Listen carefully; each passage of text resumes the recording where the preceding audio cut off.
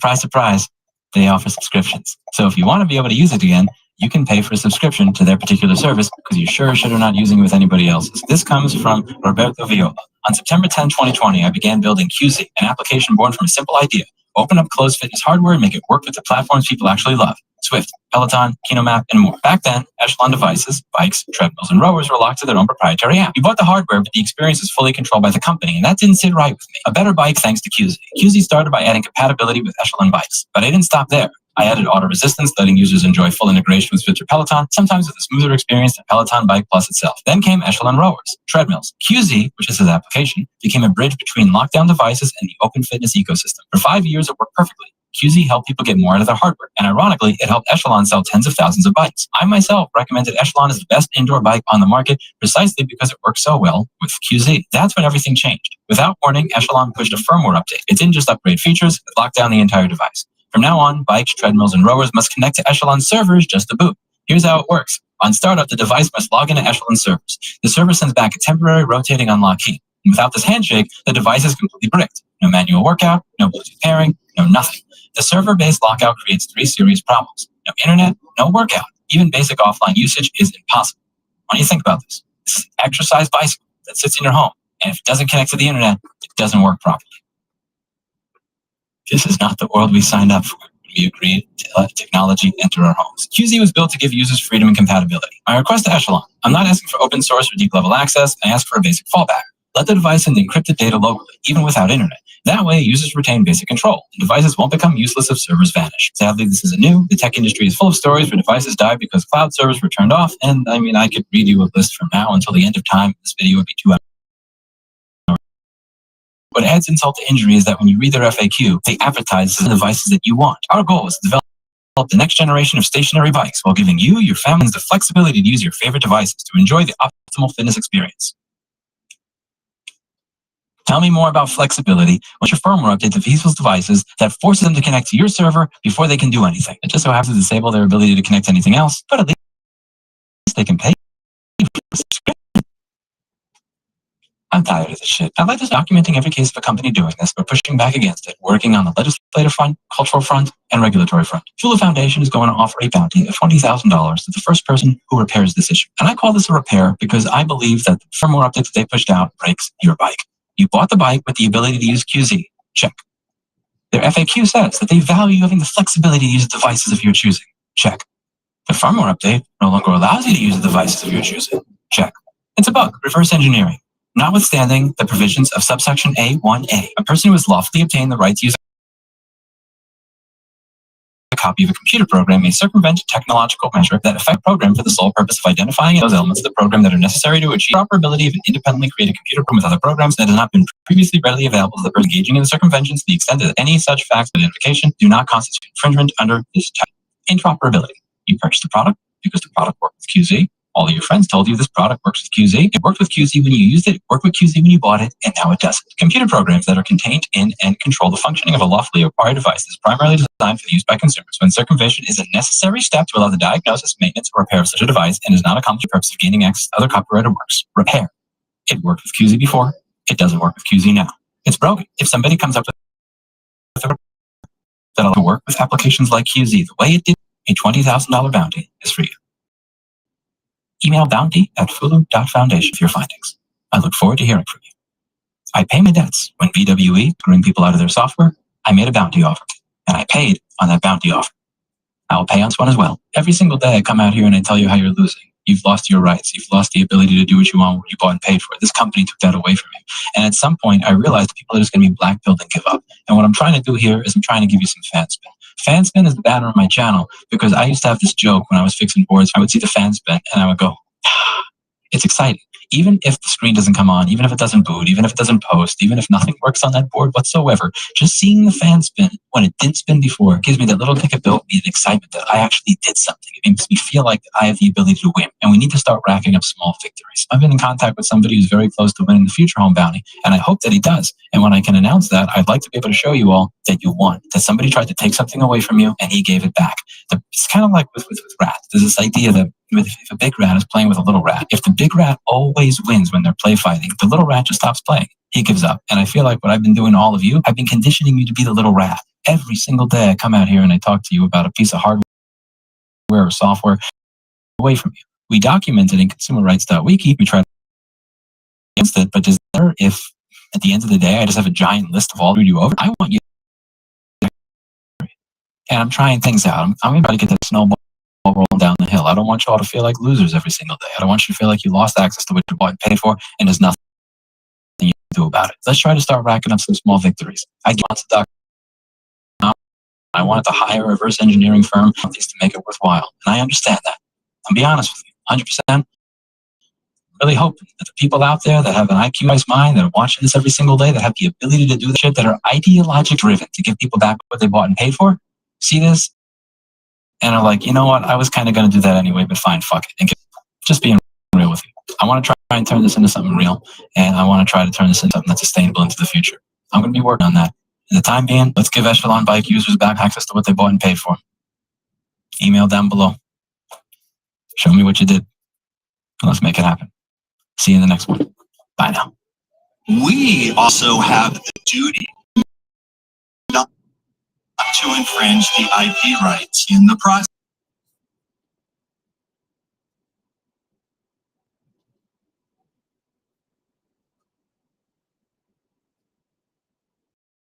One of the common misconceptions I see people have about Linux is that it can't get viruses or the infections in a Linux environment are rare.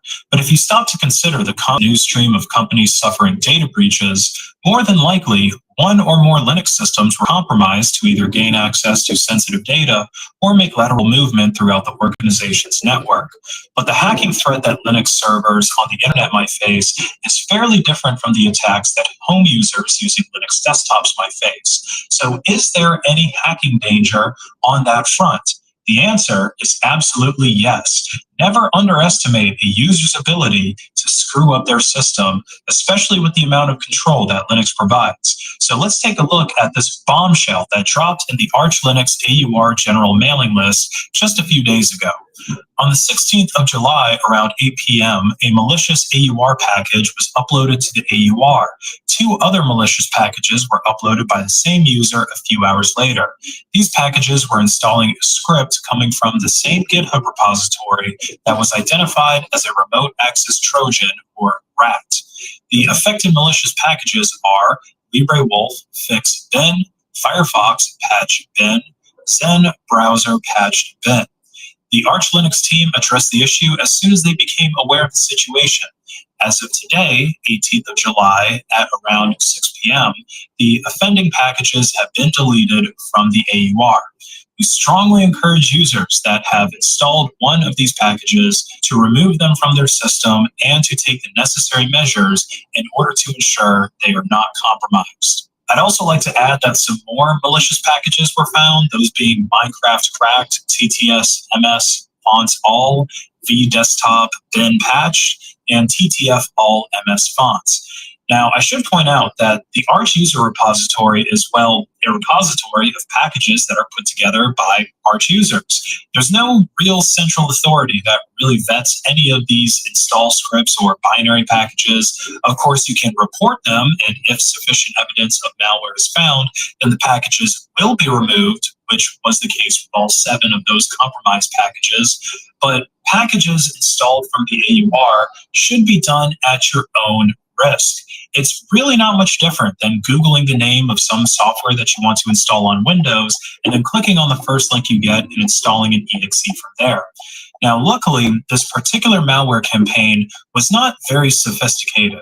The biggest thing that gave it away was that they used a known malware code, any major modifications. So most were able to identify the Chaos Rat Trojan that the hacker implanted in packages. All packages were also created by the same user who had just created their AUR account quite recently with the malware in the Arch Linux subreddit, claiming to fix some problem that they were having, but that user account also had very little activity with very low karma. So it was fishy from the user was specifically targeting Arch users with such a low effort hack. We think almost no one really actually desktop Linux grows in popularity, are going to become more common and more sophisticated. Like, remember what happened with the XZ library?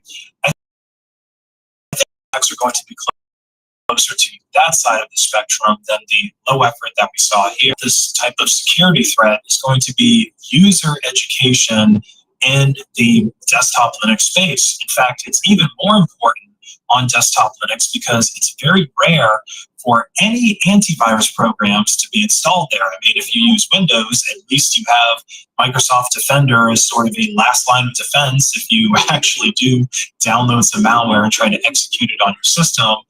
So in a way, you could say that Linux is even more vulnerable because, well, if you do end up executing malware in that environment, there's nothing to stop it other than manual user.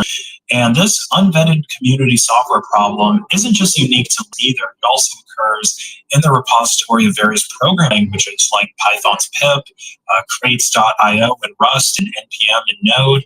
There's several cases of hackers typo squatting popular packages, for example, where they create a malicious package that's spelled just a little bit differently, maybe one character difference from a popular package, and people end up pulling down malicious code into their package by just typing in that command incorrectly, and it infects their machine. And it also can infect the machines of everyone else who is unfortunate enough to that they have brought in a malicious package into the project. And this is especially risky in the era of vibe coding because now you have to trust your AI to not pick one of those infected libraries whenever you're creating a template for a new project. And I know that a lot of people watching this know that I'm just stating the basics. Don't blindly trust software, verify its legitimacy, but there's a huge influx of people being exposed to software repositories in Linux package ecosystem of whatever program you're using to cobble together some sort of automation tool with Claude or whatever the day's popular LLM is. And their whole prior experience to installing things on a computer is to just Google it, click the first link, download an exe, and then rapidly click through the install wizard. Unfortunately, most Linux distros are designed so that user repositories by default. Okay, usually you just have the official repos, which is where you typically get your Linux software from. You have some degree of vetting done there. Hopefully people actually looked at the source code of the packages and ran them to see if they do anything fishy. And for the user repositories, to enable them, there's varying degrees of difficulty. For example, in Manjaro, you can enable the AUR and panic by clicking on this, entering your sudo password, enable AUR support button, which is easier for a non-GUI, which is pre-installed in Manjaro, by the way, versus on vanilla Arch, where they would have to fiddle with the command and manually install Panic or some other AUR helper in order to get access to any packages in AUR. So just be aware of this as the popularity of Linux grows. For hackers to push malicious packages into open source repos with varying degrees of sophistication, which is why the community so grows along with the popularity of Linux in awareness and users of these programs, but also more eyes on the actual on the build scripts that are coming from places like that have than the default repositories do. It goes for FlatHub, pip, and to a script and just pipe it into a shell. This is actually about Rust because it's like there's so much focus on security with this program because of its memory safety, but the recommended way to install it on Unix-like OSs is to literally pipe and install scripts into, which is still convenient, I get it, and really a security problem if you're copying the command from the correct website, and they even make sure to use the connection for the curl command, but it still feels like a weird installation method given the context. Now, if you suspect one of your machines has been infected by this malware, you can check your running processes for one that's named systemd initd, which is the process name of the chaos rat. And if you discover the malware, you'll most likely need to reinstall Linux and restore from a backup before any of the malicious packages were installed. By the way, you can check what packages are installed on an Arch-based system by running pacman-q. And if you enjoyed this video, please like and share the algorithm. And check out my online store, 10% store-wide discount when you pay with Mint. Hey everyone, Nick, and sorry about the lack of videos recently, but there's some personal stuff I'm currently dealing that is making videos a bit more difficult than usual. Don't worry, it's fine, no need to worry. I'll go into more detail in maybe another video for everyone. We'll see if I feel like it. Anyway, this week in the Linux and open source news, we've got an interesting blog post pointing out the remaining problems from being the default app store on Fedora, but most of those also abuses. We also have some malware being detected and promptly removed from the Arch user repository. We got the end of Clear Linux. Very abruptly, this distro stopped being maintained by Intel specifically. And we also have internal leaks pointing out to the Steam Deck 2 being worked on right now, and maybe also a Steam console being made by Valve. And we also have this message from our sponsor. This video is sponsored by Squarespace. It's your all-in-one platform to publish and manage your web. Squarespace has really easy tools to make sure that anyone and well-optimized website, no matter if you're they have what they call their blueprint system, which lets you pick from a variety of templates that are pre-built and will suit any type of website, whether it's a simple blog, an online store, a video platform, whatever. All these templates are optimized by default to give you good SEO, but they also add some SEO-specific tools on top of that to make sure that your website just doesn't end up on the last page of. On top of that, to go further, Squarespace has their own design engine to create your pages. You can just drag and drop elements when you want them. You can change the colors, the fonts. You can just tweak the templates however you want. And once you have something you like, you can add extra features like your online shop, the payment system. You can design your own logo from Squarespace. You can book your own domain name to have an easy to remember address. So check out squarespace.com/the Linux experiment, or just click the link in the description below, and you'll get 10% off your first website or domain purchase. Okay, so let's begin with Flathead. There was a long blog post yesterday about Fedora's use of Flatpaks and notably its integration of Flathead. This blog post was written by Michael Catanzaro. He's a member of the Fedora packaging team. And it's a very interesting read on the remaining problems of Flathead, why it should be the default really for most things in Fedora and maybe other distros, but why it can't be right now for Fedora and also for other distros.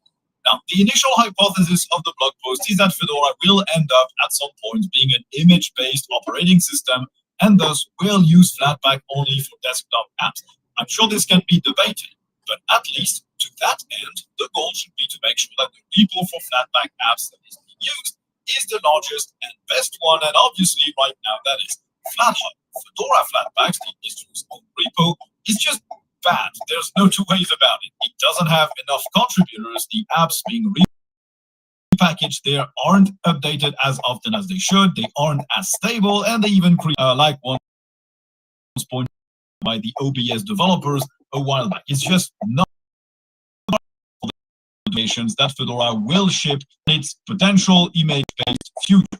The issue right now with Flathead is it can't really be the only default. First, because not all packages there are of the packages uploaded to Flathead by apps, but they are built from binaries. This is not a problem for proprietary software because obviously you can't access the source. It shouldn't be fine for free and open source software. You need to know that the code that you're running is actually just the code for the app, that nothing has been done. So you need to be sure that you're running the code as compiled from the source. Second, dependencies and runtimes need to be updated for every app. It is too frequent to see applications depending on end of life and old runtimes, and that shouldn't even be possible on FlatHub. To publish an application update, a developer should not be able to link that update to a runtime that is end of life. This would also alleviate the issue of disk space. Plenty of older runtimes around. If you would move it to the latest runtime, it could just be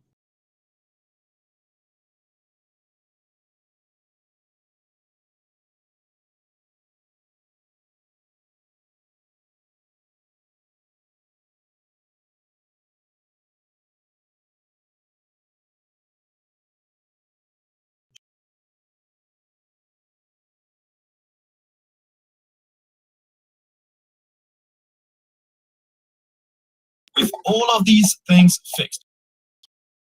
Michael said should adopt FlatHub as its default flat by starting it over Fedora Flatpaks and just keeping Fedora Flatpaks for default GNOME software. Michael concludes by saying that FlatHub to be used by default right now, which I think it is still more secure than distros repos or just download like an app image from a random website, because there might be some holes in sandbox. You have a sandbox for a lot of other things, which you packages, and also if you download official apps, are sort of better protected than those. I was just trying to pull you. Oh, yeah. I was in the. These are real Going to the airport, yeah. Yes. Yeah. Also, the fact that Right, thank you. It's okay, we get call her again. Now,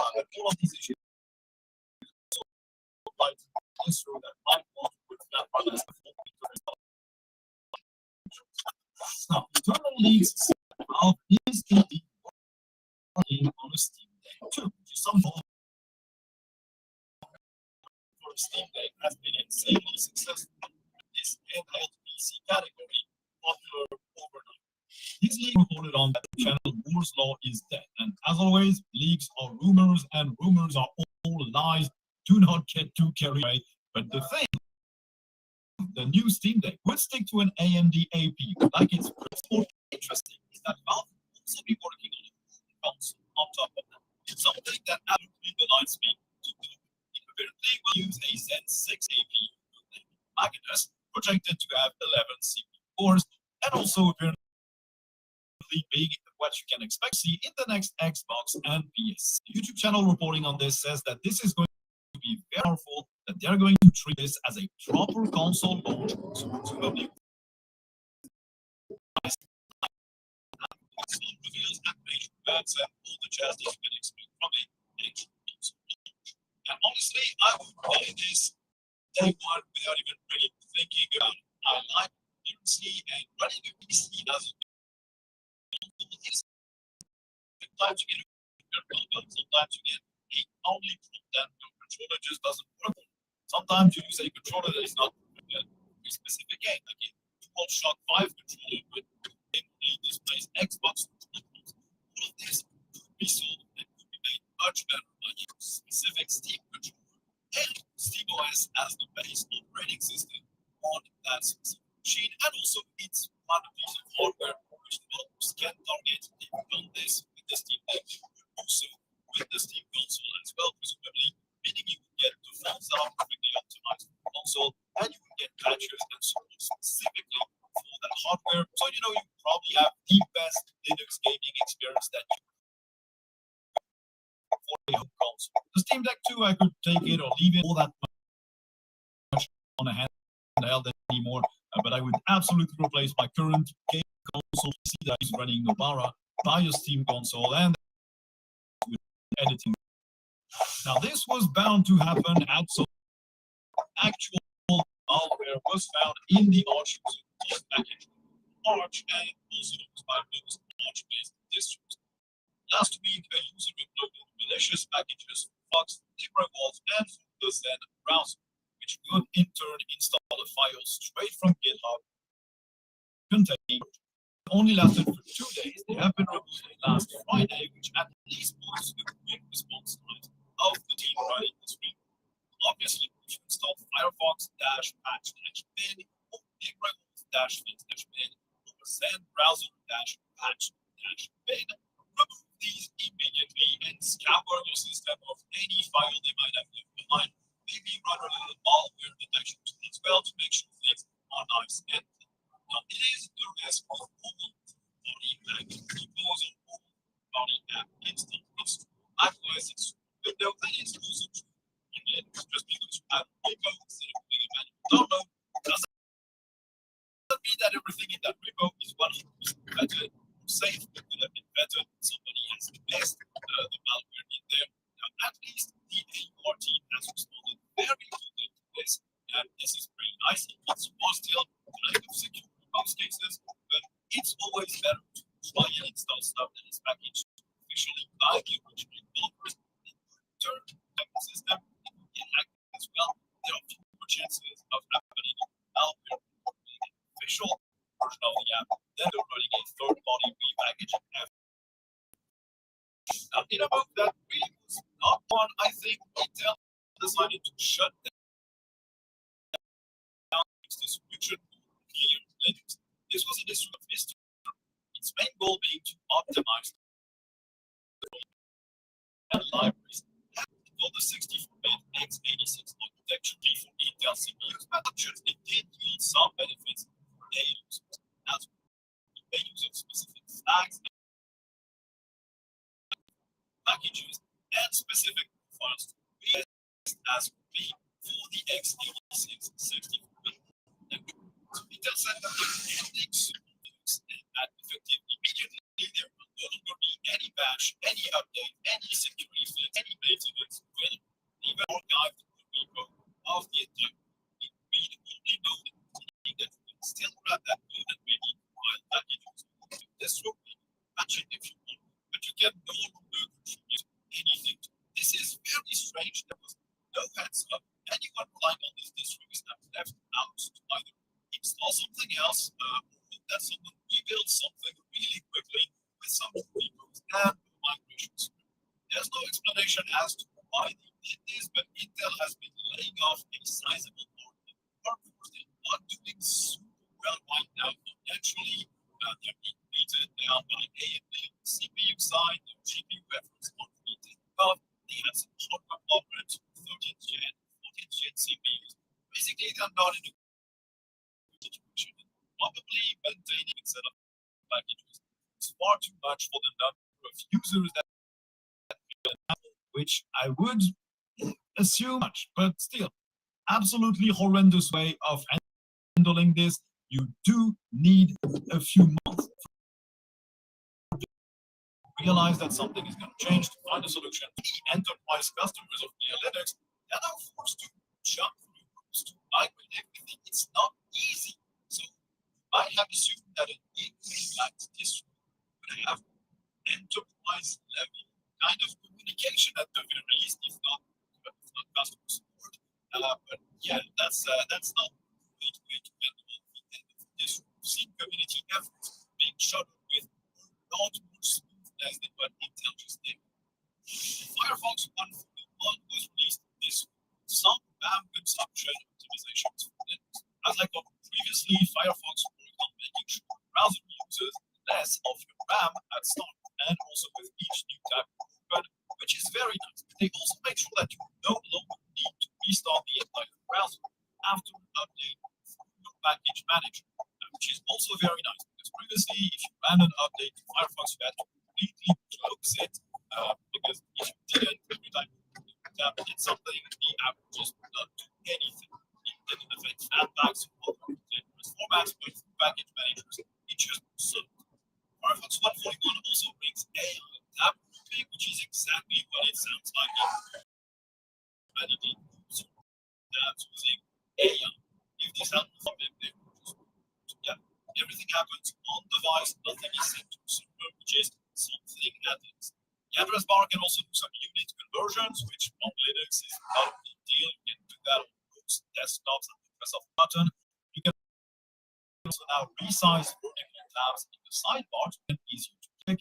And picture-in-picture now supports more streaming services, which did. Web GPU is also enabled by default. There should be performance on Wayland as well, and there are plenty of smaller changes. I would feature strand, which I absolutely do not like, but I can't complain. Everyone has to be faster, smoother, and add more features, and that's what I would still stick to Firefox itself, Mozilla, but still, and it's going to trickle down to the forks, and I think that's a solid effort. Proton launched their own AI tool. It was announced as a fully private assistant. Everything is only on with anyone. None of that information will be used to train large models or share with other companies and this thing does what other AI tools do. Sums up documents, it invites code, it invites emails, it answers questions with all the usual caveats of chatbots and AI tools. But these mean that you just can't trust anything they tell you without double checking everything. Unless we don't solve the hallucination problem of AI assistants, which I doubt they have. If you decide to upload documents, they won't be stored anywhere on a server or kept. All the files you share from Proton will stay end-to-end. And it is a hefty $13 a month with unlimited chance, extended history, and the ability to move files and launch files. But is open source.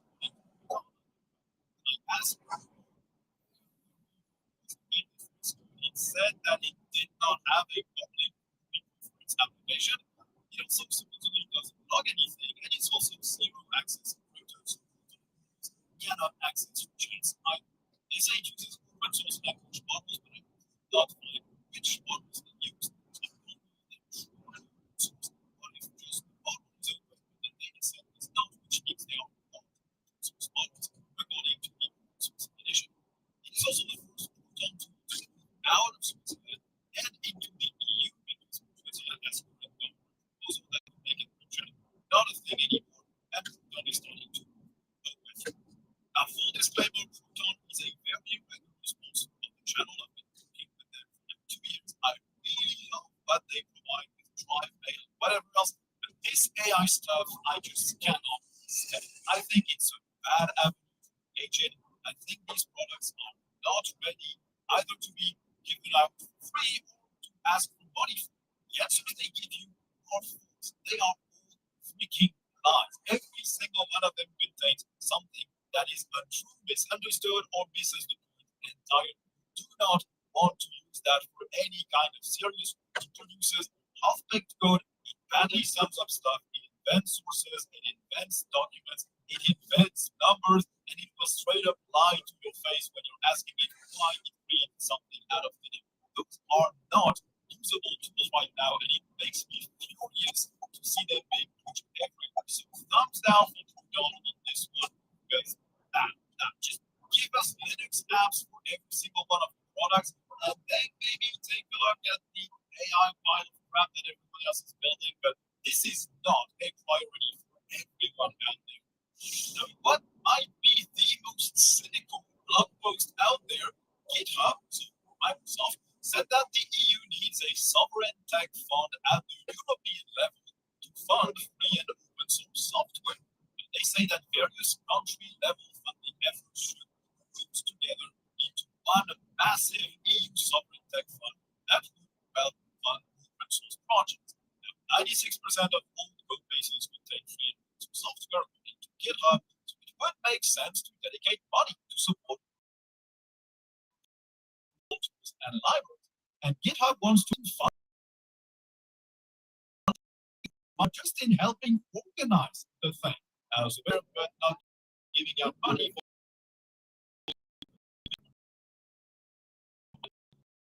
needs to pool funding with countries, basically acting as a central collection point for industry, governments, and from the EU. We're also saying no needed, which was my first thought as well, because as much as the EU does, they do tend to have lot of red tape around everything.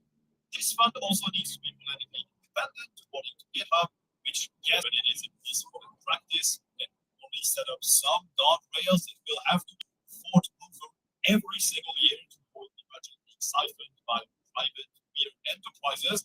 And also, funding should go to all free and open source projects, not just those based in the EU, which I initially thought was a stupid idea, but yeah, free and open source software doesn't really have any frontiers. So just because the funding comes from the EU doesn't mean it could from like no Linux, which are not EU-based regions. Of course, everything should also be transparent. So I do agree with GitHub sentiment. I think we do need those funding efforts at the EU level. Also, we need to make sure Microsoft and other companies never even interact with that fund apart from giving money to it. GitHub has been the worst thief of code. They just built for every single public repo GitHub. They did not respect that control. Thank you. You have a great day.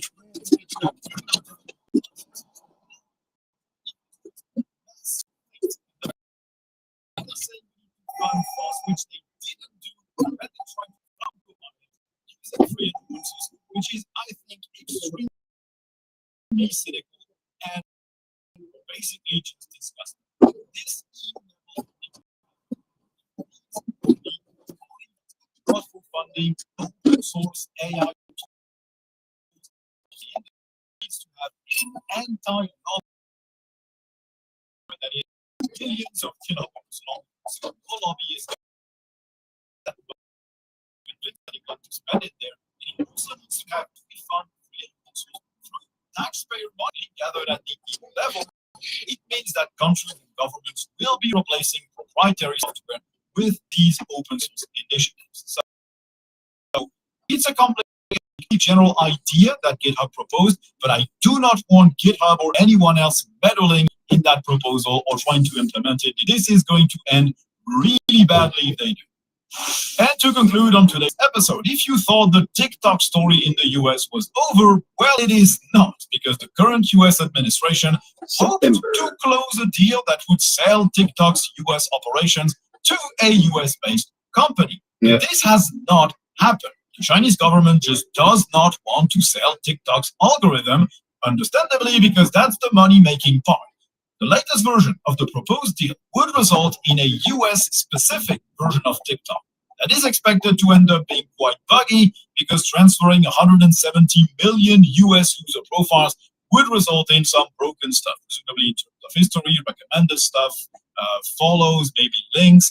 So in the end, here's another U-turn for the current US government, saying that they will end up shutting down TikTok if that deal is not approved, and chances are it will not be, because it would basically gut the Chinese version of TikTok to give ownership of the entire tech to a US-based company, algorithm included, which is quite unprecedented as a demand, and would probably end up making TikTok invalid, for example, in the EU, because I think we currently trust the US less than we trust China. Now, the EU told Meta that they had to sell the entire algorithm, Instagram and Facebook, to a EU-based company, or they were operations in the EU. Imagine how furious the US got is.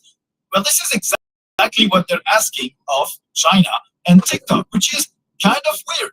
Also, as a privacy enthusiast, I do understand the need to make sure that your citizens' data is not leaking to another country. You, as a country, want to be the only one accessing all your citizens' data for any purpose that you want. You do not want other countries to have access to it. It's the same in the EU, it's the same in the US, and it's the same in China. So I do understand why they want to do it. It's just that they chose a super aggressive way of trying to implement that barrier. If you look at the EU, we did put a bunch of stuff in place to prevent that data leaking to the US. It's far less aggressive, but it's still pretty harsh. And I don't think you have to sell an entire company to achieve that goal. But anyway, TikTok users, maybe you're gonna lose TikTok in 2 months again. Or maybe it will get resolved if China caves in, which I doubt they will, because they hold basically all the cards in this negotiation. Just like today's sponsor holds all the cards when it comes to getting a Linux computer. It's Tuxedo Computers. You all know who they are by now if you've listened to anything I made or watched anything I made in the past 3 or 4 years. They've been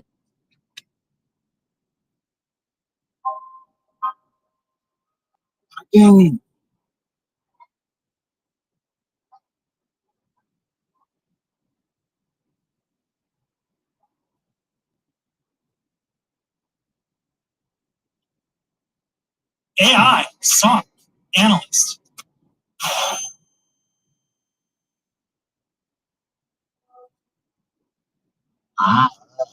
Sure.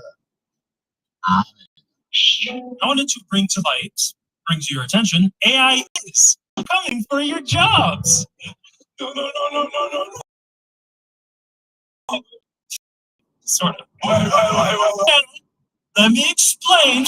A security analyst's job is to identify, contain, eradicate, recover, and document anything learned from an incident or alert generated by ERs, firewalls, IDS, email filters, user-reported emails. This email is clearly phishing. No, it's not, Jen. Stop being lazy and report every marketing spam email as phishing. Stop using your business email to sign up for everything. Scanners that check for vulnerabilities, exposures, gaps, anything that can create alerts. Any security engineer or detection engineers have deemed worthy of devoting time looking into by the security analysts. These alerts are typically fed into a SIM with hopefully any available logs from the security tools themselves. The more logs there are, the more context the analysts have to use in investigations. Analysts are looking at these alerts. There's endpoint alerts, someone clicked on a skunky link and now has malware attempting to run.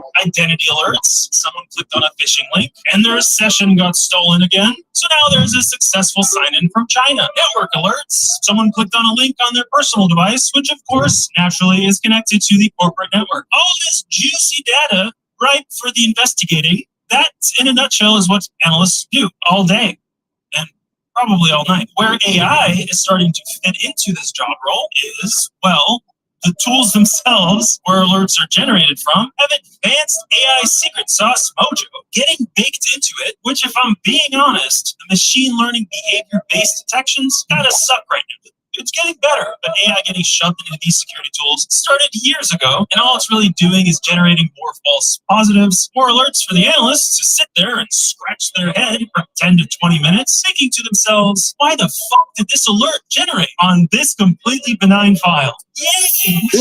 Now, we're seeing a new development in the AI space. This automated garbage collector, the AI SOC agent, is kind of like software as a service. Oh, actually, the official term is ASS. ASS is coming, and it's coming fast. There's a portal that you send your alerts into, where the AI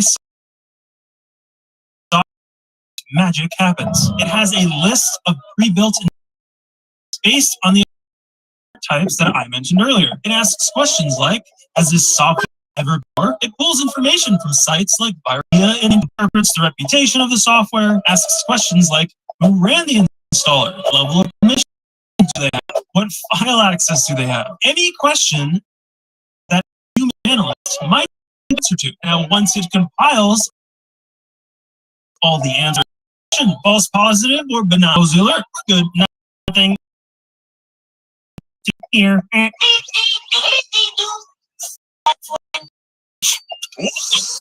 True positive, or because the robot brain is confused or doesn't have access to enough telemetry to sufficiently make a bold enough claim as Jeff. Now, the whole point of all this is to get and learn over time to further reduce the noise so that analysts aren't wasting their time. You've been an analyst for a couple of places like I have. You're constantly tuning alert signals, adding new alert signals that also need tuning over time. I've heard of some truly shite work conditions, SOC teams, where there are literally thousands of alerts. In some cases, you have to complete investigations in order to keep up with all the noise. According to one study, SOC teams receive, on average, 4,484 alerts a day and spend nearly 3 hours triaging them. Yet 67% of them go unaddressed. 80% of analysts reporting that most are. Similarly, IBM found that SOC analysts that waste nearly 1/3 of their day, 32%, investigating alerts that pose no real threat. But hey, at least we're making big bucks, right? Yeah. Right? Now, I've seen this agent in action. It actually does a pretty damn good job. It does some pretty good investigations if you feed it the right data and give it access to what it needs to query all the data. This is not really a replacement for junior analysts yet. What this can do, I say can in the most pipe dream way possible, what this can do is theoretically remove the need for junior analysts or tier 1 SOC analysts if configured properly. Who's going to configure all these? Probably the security or detection engineers. I've recently been promoted to security engineer that I switched because of the looming threats that is. No, I'm just sick of alerts. I like building things. Misconfigured to completely remove the need for a hidden place to address all the true positives. We're talking automatically triggering a device isolation in whichever EDR or security tool that magically resetting passwords, pooling emails, anything an analyst would do in an investigation to contain, remediate, etc. Integrations built out for them, access to tools granted, loads and loads of configurations. And even after all this setup, it will still likely need humans to monitor it. The AI SOC agent is really just going to open up the security analyst's schedule to address other gaping holes in the business. Exposures, vulnerabilities, out-of-date software, end-of-support hardware or software, no longer getting security updates. Now, you can automate some of those, but not really, because it requires human interaction who are usually not tech savvy enough to understand what you're asking. This leads into the beefy gorilla in the room. How does an AI SOC landing a job as a junior security analyst or any of you analysts job security? Did you reconsider your life choices and start learning how to be an electrician before you find yourself laid off with bills piling up? No, because the adoption of the AI SOC agent is probably going to be as quick as the adoption of security in general. Here are some small business cybersecurity statistics for 2025. 51% of small businesses have no cybersecurity measures all. Like nothing. You click a phishing compromise, ransomware spreads throughout the network on all 10 devices in your office, and nothing is going to stop it. Or no one's going to notice anything before it's too late and everything is encrypted and you have no access to your company's data.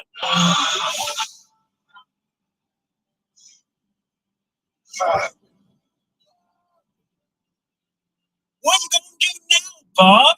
We've been telling you about this for years. 36% of small businesses are not concerned at all about cyber attacks. Of course you're not. You're not concerned until you're the target. But of course small businesses aren't concerned and don't have any cybersecurity measures at all.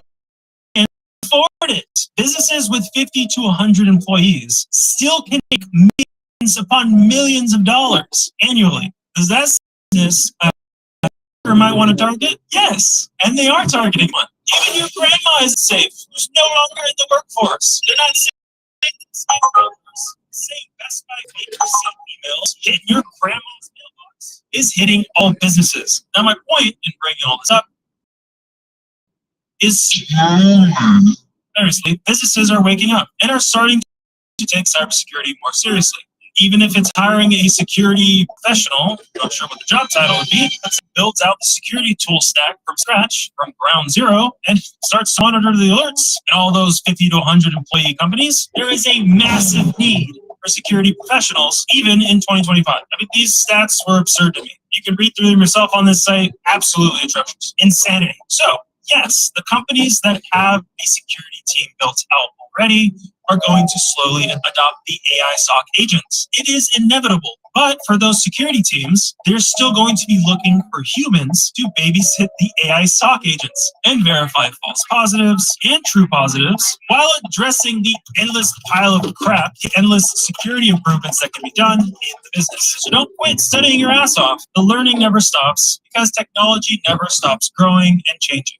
But that's why it's so much fun.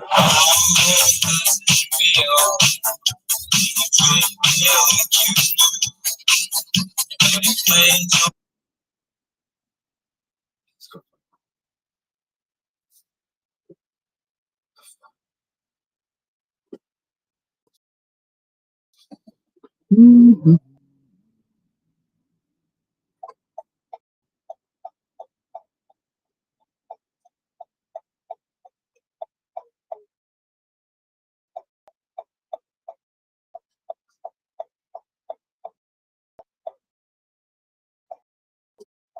You won't find happiness at the end of your.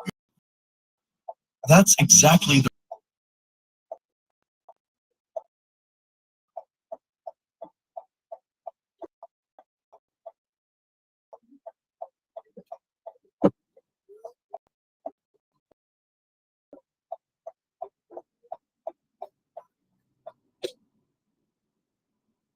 You'd be using it right now. When you connect to the internet, you're probably using.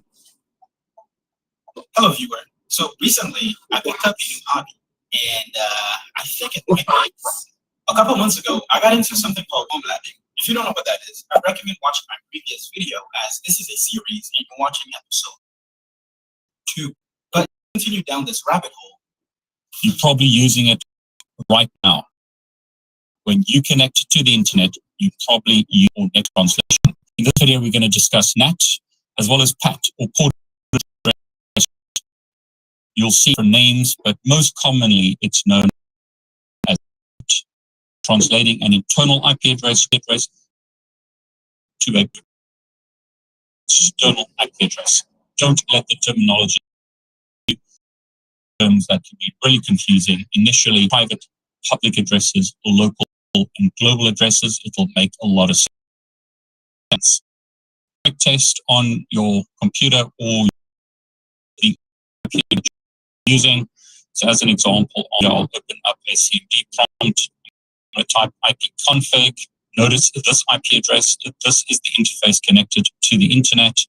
IP address is 192.168.1.12. Default gateway is 192.168.1.1.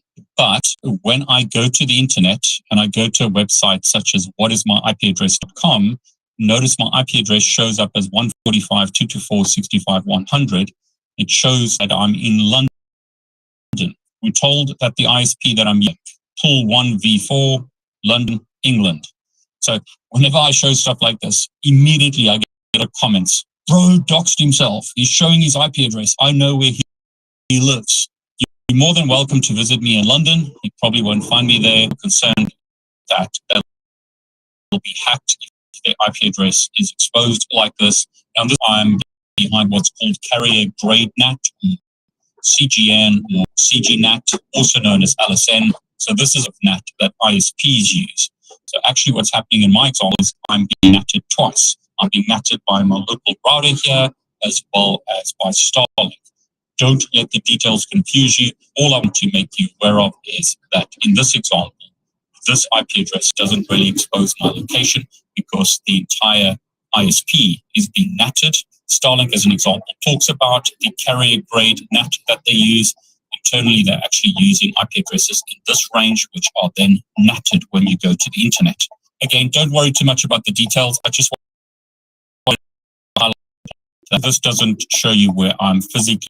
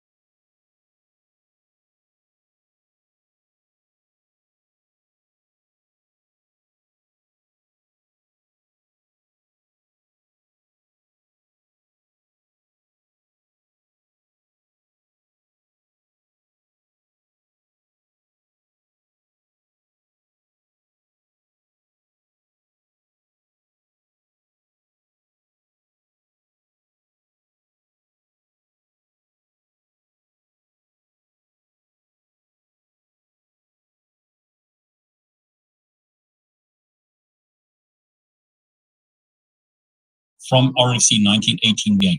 Private hosts can communicate with all other hosts inside the enterprise, both public and private. However, they cannot have IP connectivity of the enterprise. Having external IP connectivity externally via application layer gateways, in other words, routers, or another device like a firewall that knows.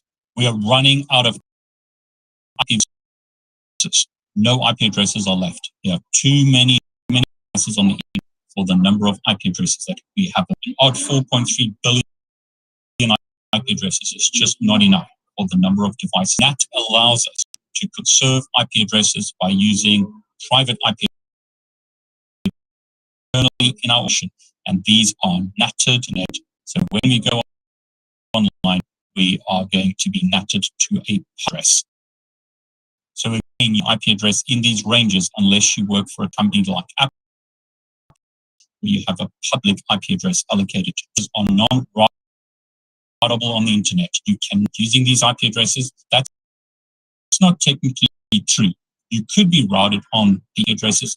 What stops you from doing that is ISPs will block these IP addresses so that they will have access lists or traffic with these IP addresses from being sent onto the internet.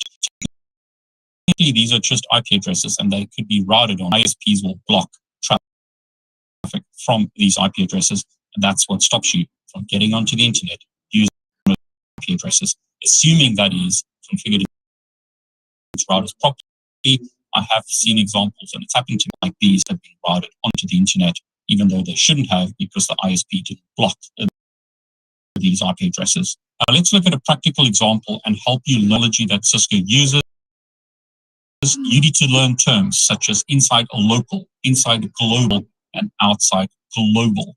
Those terms can be really confusing when you learn how to set up NAT on a Cisco router, but it's really important that you'll learn those terms about what it means when we talk about inside, local, global. So let me explain those terms, and I'm going to show you practically here to serve internet. In this example, I'm running an Ubuntu server in the cloud. This is a Linode server. It's got IP address 4556. I'm going to SSH from this PC to that server and show you the meanings of, you'll learn again what these terms are and how they apply to a server with this IP address and a host with this IP address 192.168.1.12. So in this, a Windows computer, it has IP address 192.168.1.12. So as we've seen previously, IP address 192.168.1.12. Use the command ipconfig again. Notice that's the Windows PC. We are going to connect to a server on the internet. The server has this IP address 45.4. That's this server over here, an Ubuntu server running in Linode. It has this IP address. It's hosted in Dallas in the US. So I'm going to be easy using SSH, and the IP address is used by that connection. Okay, so let's discuss some of the terminology. When we talk about inside host, think of this PC as being inside our organization. So this is an insider in our organization. The host is located on our local area network or LAN. So outside host, it's outside of our organization. Think of it as an outsider. So when we use the term inside or local, we are referring to this PC, the insider. When we refer to outside local, outside global, we are referring to this PC server in this example, which is our outside host or outsider from our organization point of view. So here's our local router, Cisco router over here. We are connecting to the internet. We are going to be NATing this IP address to this IP address, which is our router's IP address, and we're going to be connecting to the server on the internet. The difference between NAT and PAT and how multiple hosts NATed to a single IP address. We'll just keep it simple. We are going to NAT, in this example, this PC to the IP address. So that's what's happening when we connect to the server. we talk about this device, local, think of that as a local area. What does the IP address look like for this PC when on the local LAN? When we talk about inside global, what does this host's IP address look like on that? So when you see the term global internet, when you see the term, think of a local area network or LAN. When we talk about inside the local, we are referring to this on the local LAN. When we talk about inside global, we are referring to this device's IP address on the internet. When we talk about outside local, we are referring to this server's IP address on the local LAN. What does it look like when it's over here? When we talk about outside global, we are talking about this server's IP address on the global internet. So again, inside the local is this PC's IP address on the local LAN. Inside global is this PC's IP address on the internet. Outside the local is this server's IP address on the local LAN. Outside global is this server's IP address on the global internet. So I'll show you this through slides, and then I'm going to show you my demonstration of actually what's happening, more real world. So in this example, we've got this PC, IP address 192.1 connecting to this server, 45.56.73.104. If we look at the traffic at this point here, we'll see that the IP address is this. That is the inside or local IP address. We are not natting the server's IP address. In this example, we're going to only nat the client's IP address. So the server's IP address will look the same over here as well as over here. So notice the IP address is the same. Source IP address is this, destination IP address is this at this point in the network. Now, if we sniff the traffic on the internet, so it could be right over here or somewhere in the internet, at the server, we're going to see that the source IP address has changed because we have a NAT translation in this example, natting the inside or local address to the global address. We are basically easy from this IP address to this IP address. So notice the source IP address is this. It's no longer 192.168.112 because we've changed it or natted the IP address. In this example, we are not the server's IP address, so its IP address remains in both places. So IP address is still 45.56.704. Use Wireshark and we sniff the traffic there, here even.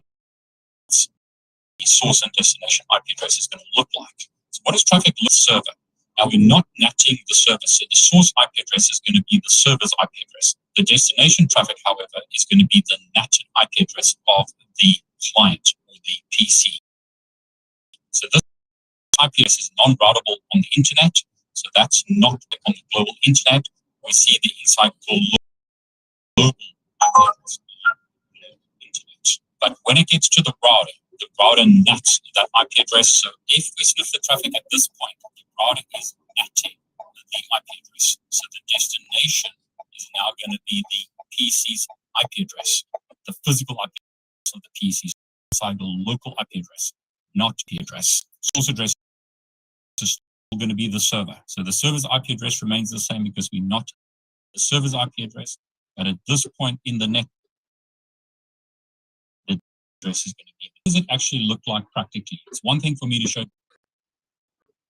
Cisco, a company known by almost everyone involved in the world of IT, and also a lot who are not, a massive sprawling entity involved in communications. And the answer to the question, where the jig gone? Yes, it's time to look at the history of Cisco. Rising murky beginnings to becoming the undisputed king of routers to. But before we get into all the nerdy details, it is time to mention PCB. Fight the printed circuit. System simple. You design your PCB, upload the Gerbers to be some PCBs. They now also and configure partial injection. Sadly, still use where so I'm 18 from the start.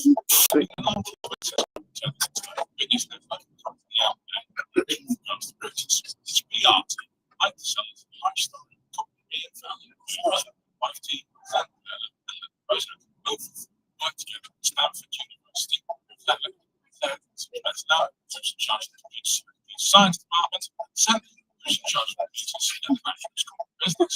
Between them, both came up with the idea of the computer from Cisco, just as they say it's history. This evening, a documentary made by PBS nerds Sandy and Levin's some inventors.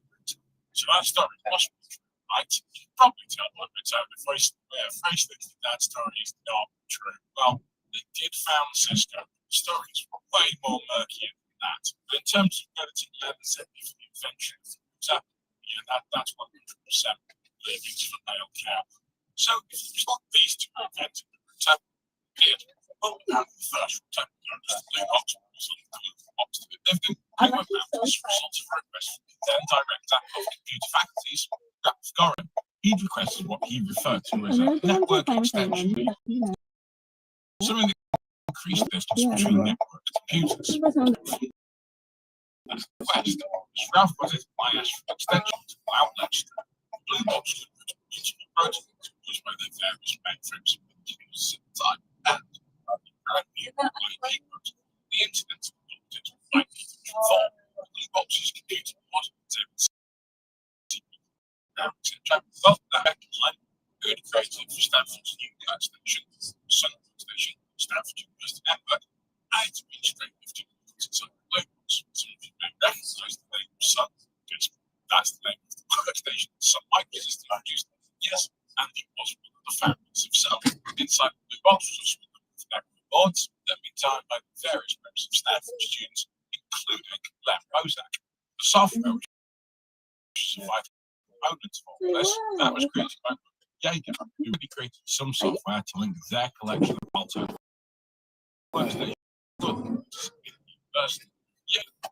So, one thing we should know is Jaeger did actually ask permission to try and commercialize some of the stuff because he had the software. And Stanford said, no, Sandy Lerner and then Bozak did not ask for permission. They just started existing to stop commercializing this one. See, problem. They don't actually know any of the intellectual realistic.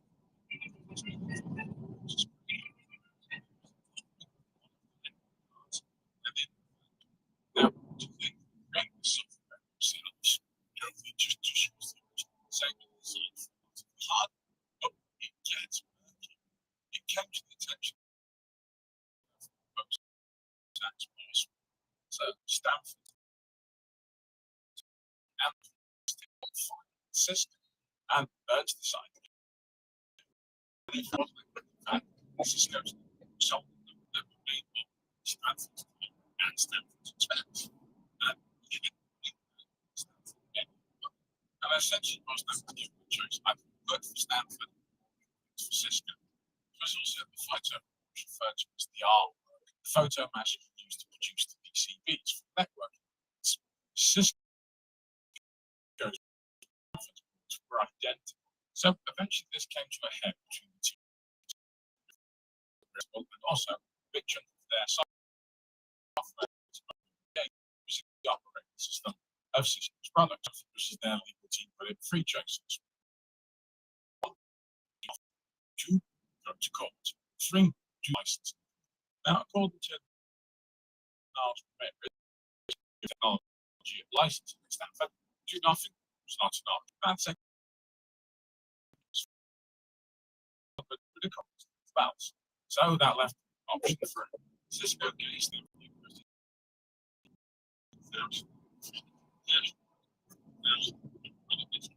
Stanford was Cisco based on the policy. As for the spend check.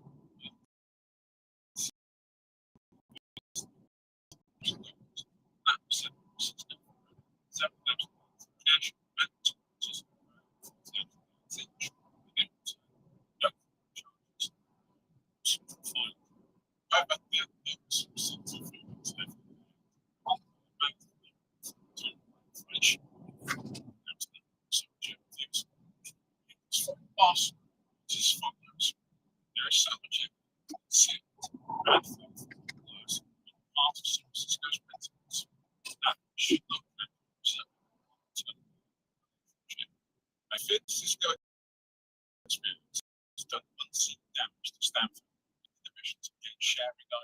information and development. Commercial value amongst other groups to benefit from this work. Which is now established in the making relations to the idea.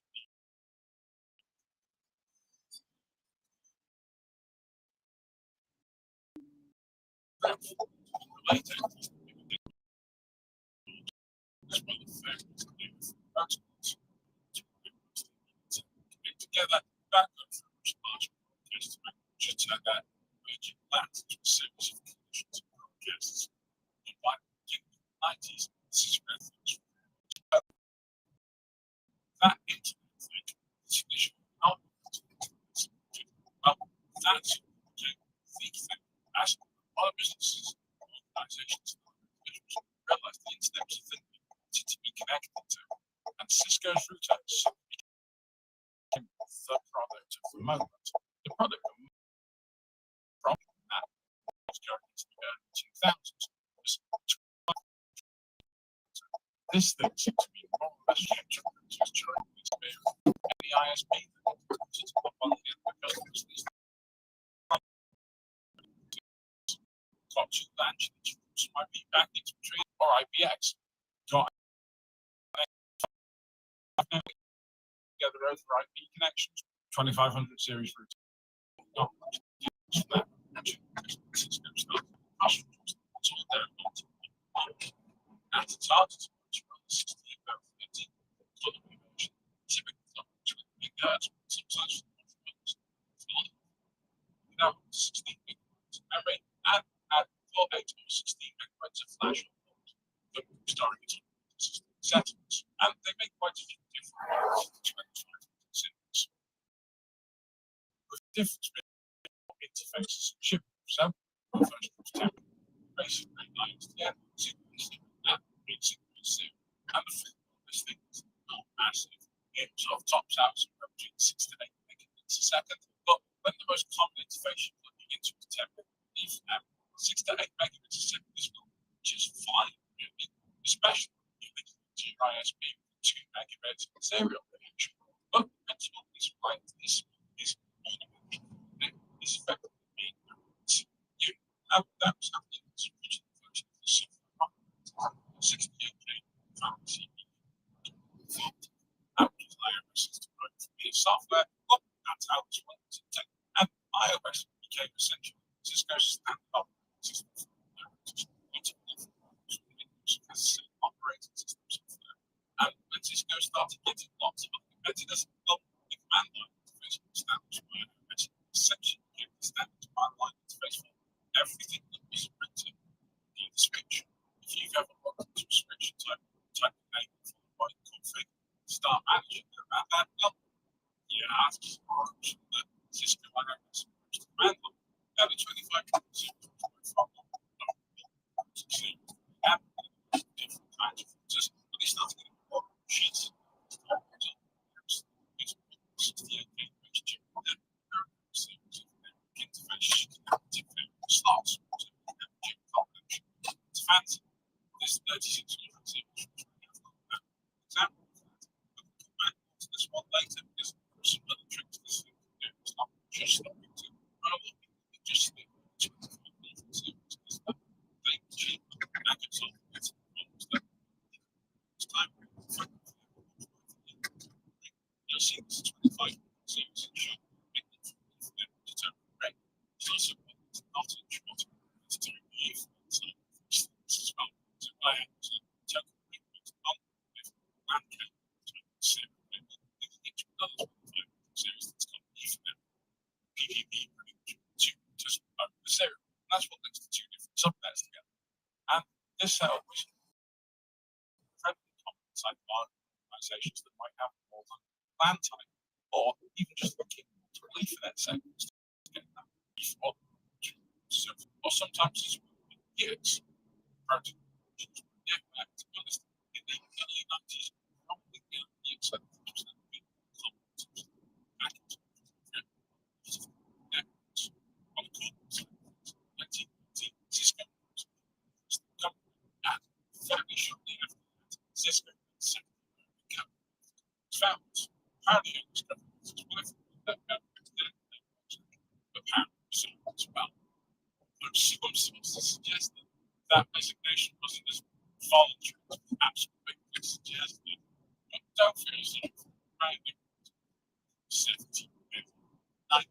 and the two people that basically this, so they did really well not invent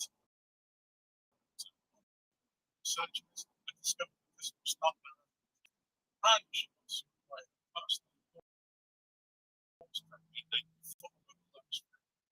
Yeah, apparently she started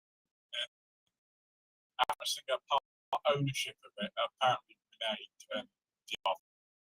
Apparently she now lives at a house in the UK. It's full. Jane Austen, she plans to research for 18th to 19th century women writers. Who knows? Now, it was doing so well for big company adjacent technology purchasing spree, including that the Internet Switch, Alpana, and also Shender technology that based the original Catalyst 5000, 6000 switches branching networks, and then based their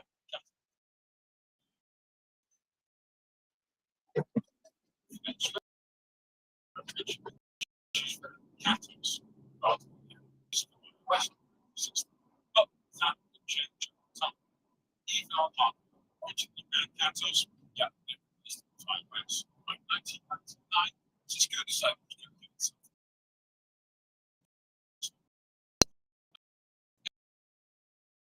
That ran up Jake very well as PCMs laptop and qualified bridges. Now, I've only mentioned a handful of companies that were purchased in the 1990s. In fact, based on the lists I could find, I managed to get to 50 companies that they acquired from 1990 to 2000. And honestly, I might not have found them all. Some of them may have just been too small to be tech about whatsoever. That rate is like year 2000. I made 5 other companies purchased. I'm not sure since then, not just since the 80s, some professional company, even during the height of the pandemic, just thousands of dollars. So, as you can imagine, this is substantial. No, which they can see my position, but the giant cash amount to try to push that into business. By the time we get to the year 2000, and most of the dot-com bubble, the shine was not somewhat of the internet apple, while Cisco was still doing very nicely, thank you very much. And you want to attract more investment funds to continue habits of buying every technology company under the sun. They did have a little bit of a focus. Now, the broadband market will continue to be there. Later on, Cisco did feel the need to diversify that offering, got into a new technology known as voice. The Cisco's life up until this point. Telephony was the technology. The internet was carried by it. Voice over IP starts to change that. Instead of internet traffic being voice,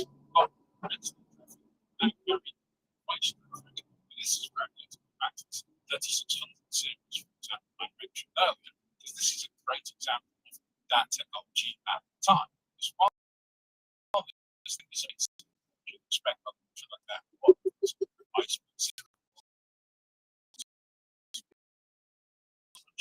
for telephony purposes. For example, basic HOTS telephone lines. I also have some constant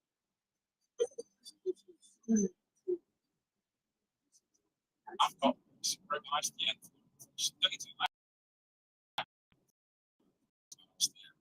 and all being controlled from my telephone system.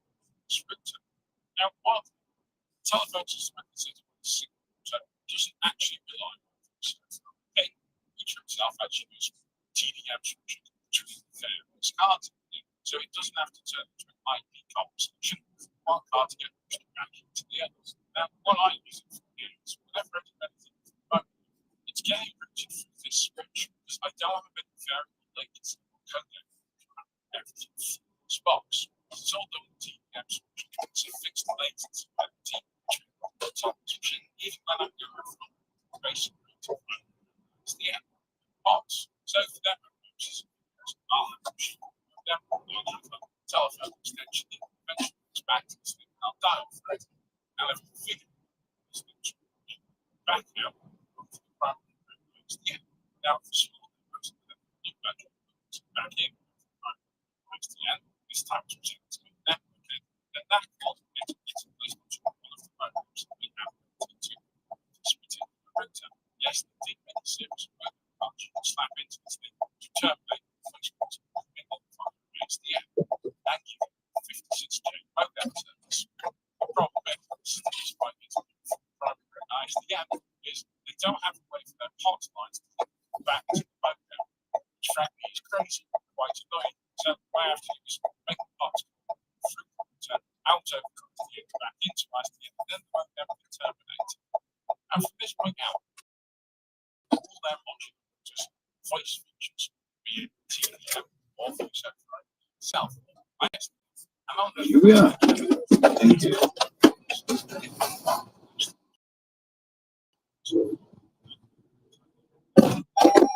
solve that thing, and as to status, they can answer just from box into the asterisk. That's how I tested yes stuff. As this one, empty stuff that yes was right. I also have a box as well. So interesting.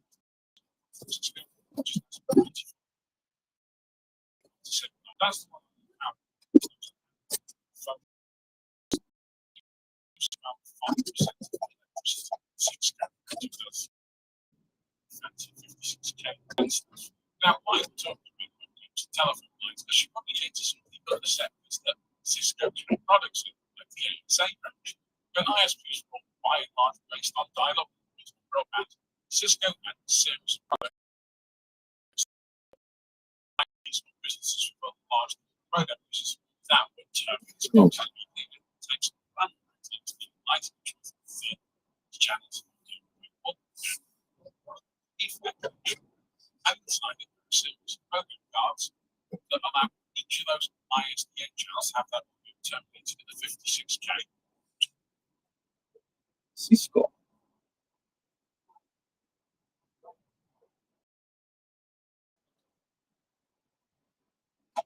Last five, that is confidence and discipline, leadership, gratitude, and assurance. Those five things.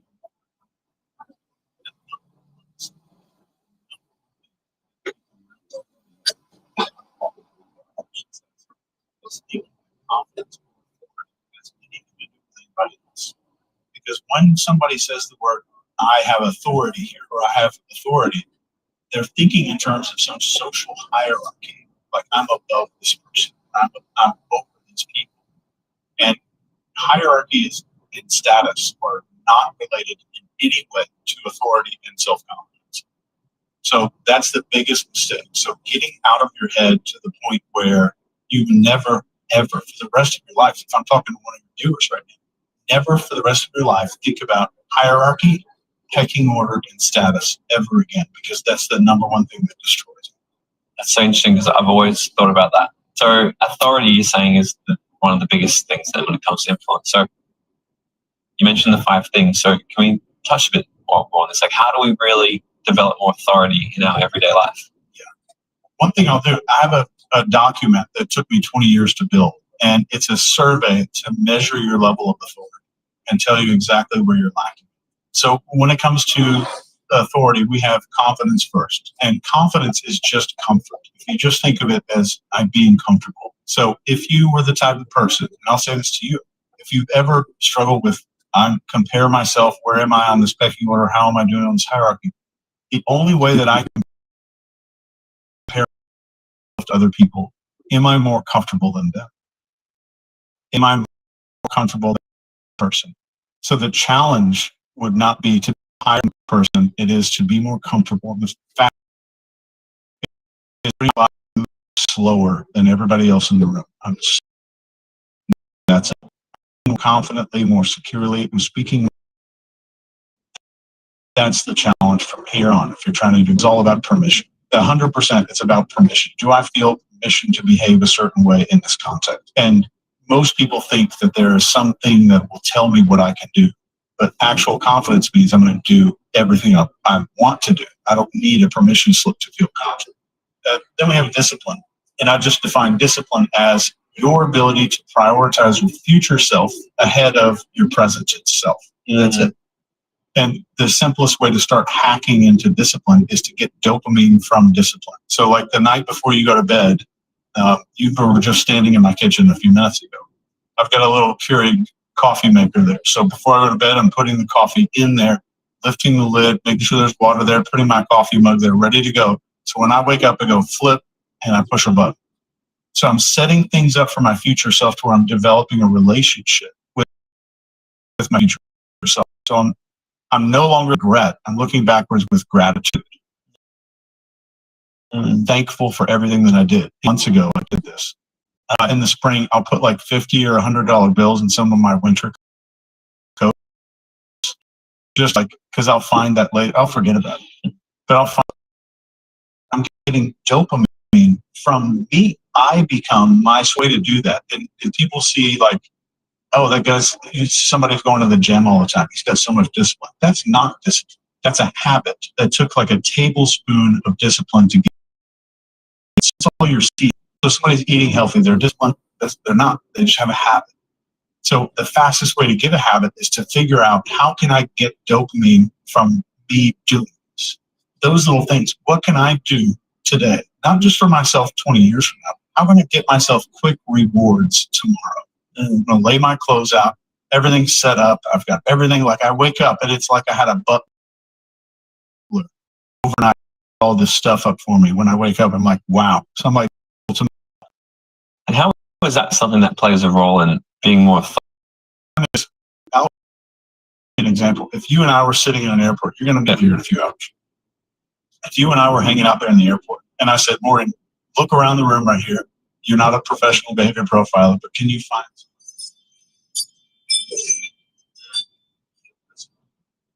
because they behave differently, they act differently. And if I say, look around and find somebody that's confident, your brain knows how to spot that. Your brain knows how to do that. It's been doing it for 1 million years since we've been kind of evolving. And all of these things trigger the human brain to say, this person is more followable than that person. So when we see authority figures, it's our mammalian animal brain saying, that looks more easy to follow. So just having that, and then leadership is being more followable. Am I communicating clearly? Do I complete my movements? So you'll see people that do half movements. So they want to reach for a water glass, and you'll see that like they don't kind of do it all the way, or like they'll like, oh yeah, that makes sense. So they don't complete movements. That makes them automatically you become less followable, which makes you less of a leader. Wow. And you think that they're maybe doing that out of like a nervousness, like don't know what to do in that moment? Or?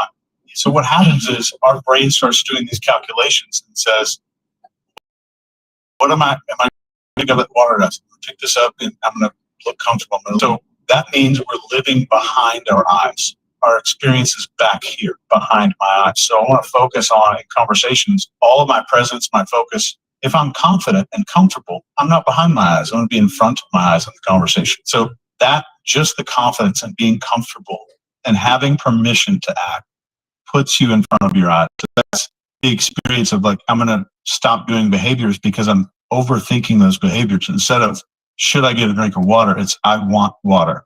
And I'm going to do that and complete that thing. Okay. What about, yes. Gratitude. And you're like, well, gratitude have an effect. But if we're grateful, and you see somebody with those wrinkles right here, you see them like just enjoying the mundane act of walking through an airport, and you see just a very slight smile on their face.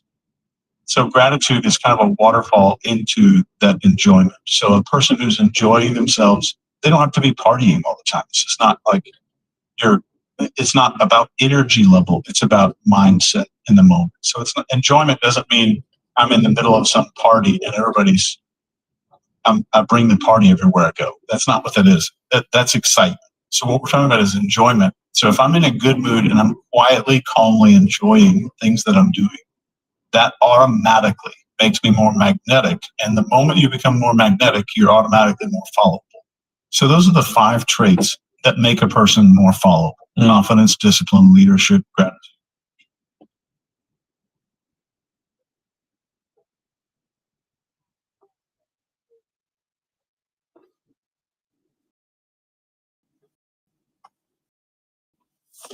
Authorities there's some Diagnose.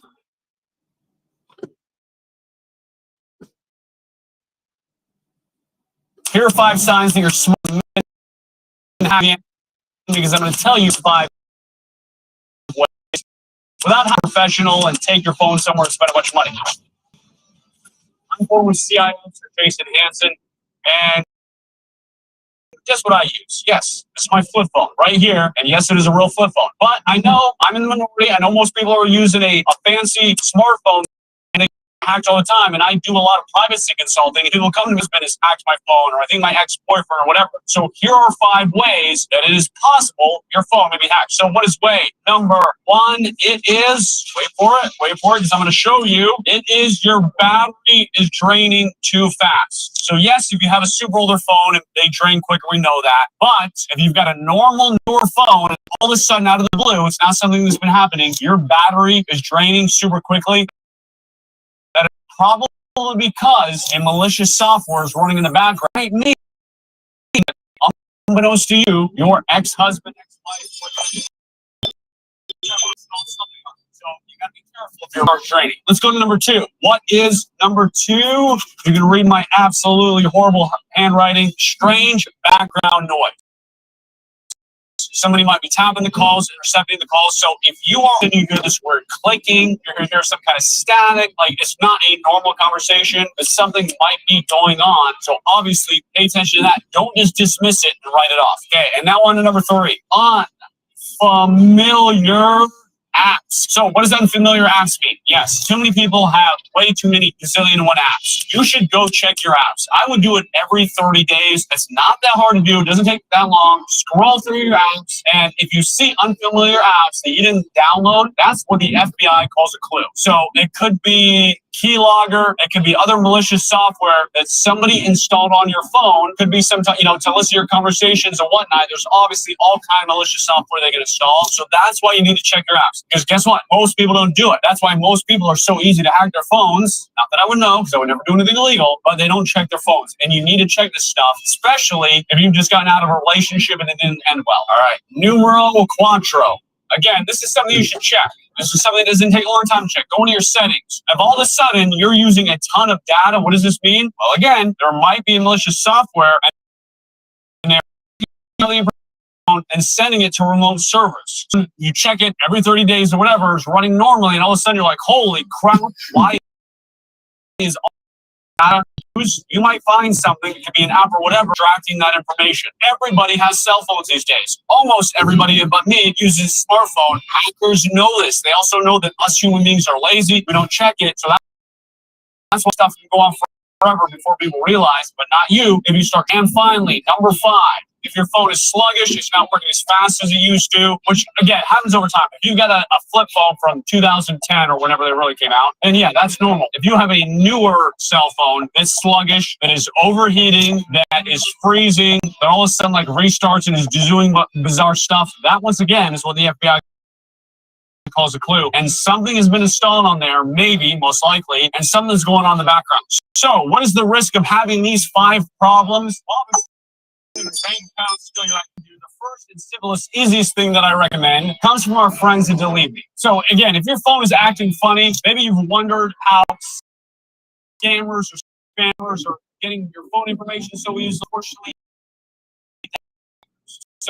from all over, they collect your name, even your relatives' info, and they sell it without your consent. It's obviously terrible, right? As someone who's worked in personal security for years and dedicated my life not only with the CIA but now in the personal security, world private security. I know how important it is and how much of a safety risk it is that your phone can be hacked and learn personal information. That is why I partner with Delete Me. Delete Me specializes in removing your personal information from hundreds of these data broker websites, including the obscure ones that 99% of people don't even know exist. So trying to do it yourself is a big pain in the butt. It can take hours on hours, and you might still miss much. So with Delete Me, they handle everything. They fill out all the opt-out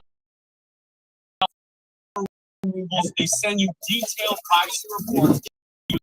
They also keep monitoring that because sites sometimes populate your info and it needs to be removed again, and Delete is always one step ahead of it. Plus, which is very cool, they have fast emails and phone tools that are awesome for protecting your info going forward, so you don't need to have to get out your contact details to these websites unless you want to. So it's essentially like having a digital bodyguard for your privacy or your life. If you're serious about reclaiming your privacy, like joindeleteme.com/Hanson, and you'll get 20% off here. So again, go to joindeleteme.com/Hanson, get 20% off. It's simple. I highly recommend it. Now we're going to get back to how do you fix? How do you fix if you think your phone is being hacked by an ex-husband, ex-wife, whatever? The very first thing you should do is immediately turn your phone on airplane.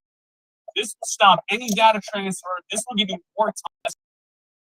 On. I will tell you, when clients come to me and we check out their phone, we turn on airplane mode, we trash the phone, and they get a brand new phone. Now, obviously, that is an extreme scenario, but I do help women who have some not so crazy stalkers. I mean, it's easy enough to get a new phone these days. You've got to abandon trash it, but immediately, I can't emphasize this enough, turn it on airplane mode, and then you can go through and look for any apps that might not be there. So number 2 is kind of what I just mentioned at the end of number 1. You turn on airplane mode. Number 2 is you're going through your phone. You are checking every single app you download, making sure there's nothing suspicious. Like, why do I have this flashlight app when my phone already has a flashlight? All those random stuff that you do not remember putting onto yourself, you got to get rid of. So 100 apps, even though I'm guessing there's some people do, but take the time, and anything that doesn't look right, quickly delete.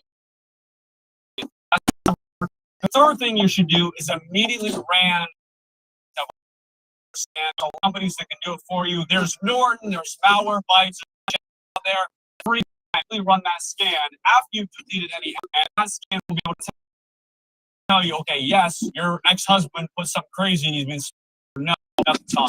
Number 4 is change all your passwords tied to your phone. Your email, and by the way, don't do this with the phone. Going down the line, making sure this phone is connected. So you go to relatives or a friend or a family. That's where you change your banking password. That's where you change your Gmail or your email you're using. All that kind of stuff. So do not change your passwords from your phone. And number 5, you're not going to get, depending on what you see, just make sure all your data is backed up, all your pictures, all that stuff, and do a full factory reset. And I know people are like, no, it's the end of the world. Well, it's better than having your bank account having hacked. So the full factory reset. If you hopefully you're not dealing with anybody hacking your phone, but I know so many people these days will unfortunately reach out to me and need this help. Phone once a month to make sure nothing new apps are on there, and stay safe. I'm former CI officer Jason Hayes. This video to get your data removed from the internet. Check out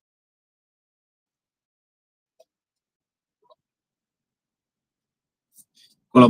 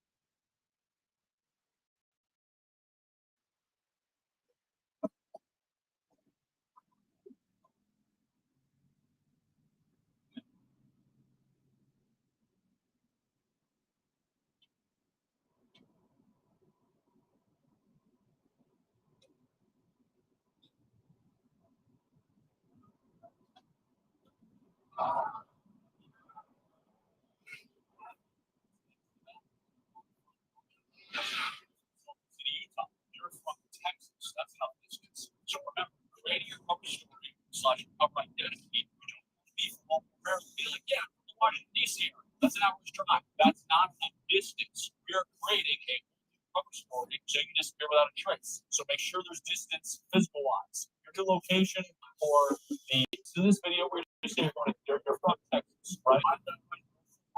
Well, he loves football. Big Baltimore Ravens fan, big huge football fan. You need to distance yourself from you, meaning everything you like. So you're no longer a football fan. You hate football.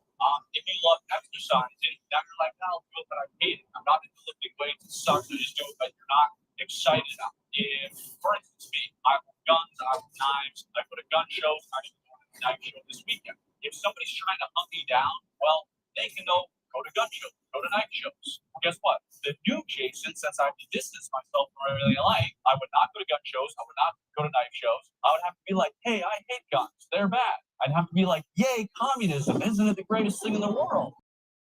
Right? I wouldn't have to do everything. It's the exact opposite. You're creating your cover. Distance yourself. Let me know if it's too cold or hot. I can change it. Plus, whenever you're creating your name, if your name is Adam Smith, you're not going to say, like, my new name is Adam Smithers. My new name is Adam Sanders. My new Adam Sandler. My new name.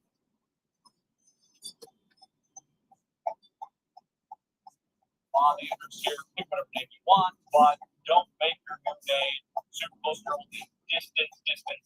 Okay, that is the number 1D. Is disappearing without a trace. Okay, let's go to D. Said that you're not going to walk around in your Baltimore Ravens t-shirt. You're going to have decoys. So, for example, what did I put down here? I'm a big AC/DC fan. If you hated AC, you could walk around and start wearing an AC/DC shirt. Decoy. You're not walking around in your Baltimore Ravens football. Decoy. Gardening. Let's say you really, I'm not a huge gardener. We do have some fruit plants. We do have a garden for survival purposes, but admittedly, if you are not a gardener and you hated gardening, for decoy, in your vehicle, in your house, in your wherever, you can have gardening books as decoys. If you hated yoga, and I don't hate it, but I'm just not a yoga guy, well, be like, hey, I'm going to the yoga studio now. I'm buying yoga clothes. So, all about the decoy. Again, look at the shirt. I like it again.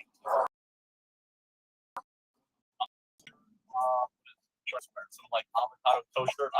But anyway, I would get some like be liberal and be wearing it around, not working with gun stuff. So decoy. Think of all the stuff you do on a regular basis that shows what you like. Again, I'm wearing tactical games. So I like these because it carries my gun, it carries my knife.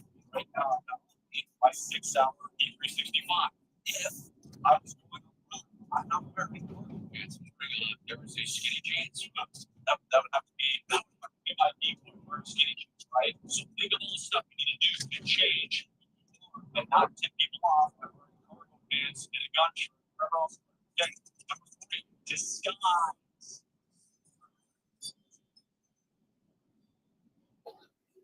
We obviously want to blend in. Well, you want to have a disguise. Now, depending on where you are, obviously different locations in the country, different people wear different things. So if I'm now moving to Texas and saying I'm originally from there, maybe I'm saying I'm originally, let's say I said I'm moving to Dallas, maybe I'm claiming I'm originally from San Antonio. Well, we get a little disguises here, right? Yes, it's good to be a cowboy hat. I know you're thinking, Jason, you look absolutely ridiculous wearing this cowboy hat. That's true. But I haven't played my full disguise yet. What is this thing like flapping around on my side of my head? It's part of my. By the way, first time I ever bought a cowboy hat, and I may be wearing a girl's cowboy hat. I was looking at that. So I'm maybe wearing this cowboy hat right now. But anyways, again, I think I look ridiculous. But yes, in my critical life, I'm easily become cowboy jeans. I feel that sure could become a true cowboy. Like I was motivated enough. If somebody was trying to kill me, it smells like perfume or something. First time I ever. If somebody was trying to kill me and I was motivated without a trace, you better believe I would be the darn best cowboy you ever saw. You do whatever you needed to do. Maybe you said you wanted to move to California. I personally would not go. The exact opposite. But if you move to California, you can become a surfer dude. Me, yeah, I've got short hair, pretty conservative, whatever. Maybe I do or become a surfer guy. Think about your new life you can wear. If somebody expects you to be this straight-laced accountant with short hair, and all of a sudden your accountant creating that disguise, which makes it more obviously trying it out.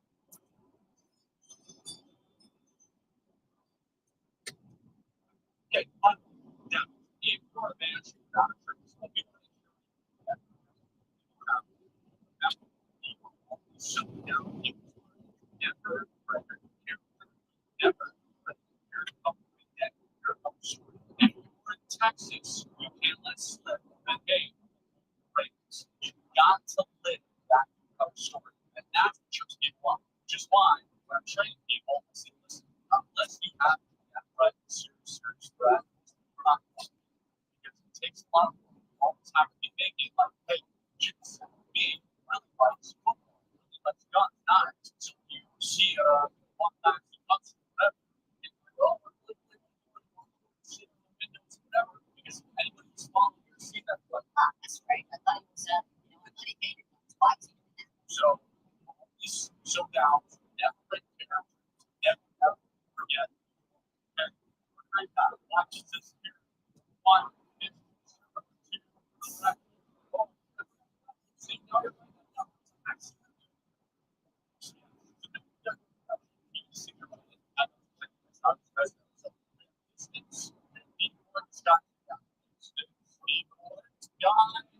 down and last.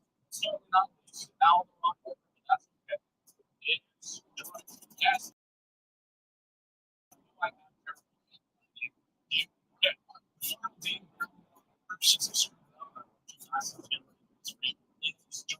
So what is direction?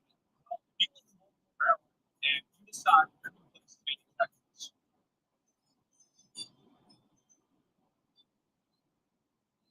From DWI to DFW, you are not taking because that's a straight line. They say, try this vertical, check